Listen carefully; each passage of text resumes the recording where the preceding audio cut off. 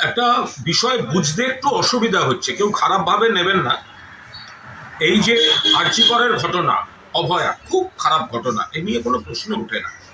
আমরাও চাই ওই জানোয়ারটার ফাঁসি হোক, কিন্তু তারপর যে রাজনীতি হতে হতে হতে হতে যে জায়গায় গেছে আপনারা সবাই বুঝতে পারছেন।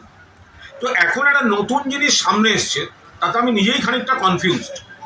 সেটা হচ্ছে জুনিয়র ডক্টরস ফ্রন্ট, যারা ওই সব বলছিলেন, ওই ওই রক্তমাখা গ্লাভস অমুক তমুক হ্যান ত্যান, তারা বলেছিলেন যে টাকাটা সংগৃহীত হয়েছিল তার মধ্যে ৫১,০০০ টাকা তাদের অডিটে, যে অভয়ার যে মূর্তিটা তারা বসিয়েছেন যে আরজিকরের প্রাঙ্গণে, সেই টাকাটা হচ্ছে ৫১,০০০ টাকা লেগে, যেটা অডিটে আছে, যেটা প্রকাশ করা হয়েছিল, অডিটের পাতায় লেখা আছে।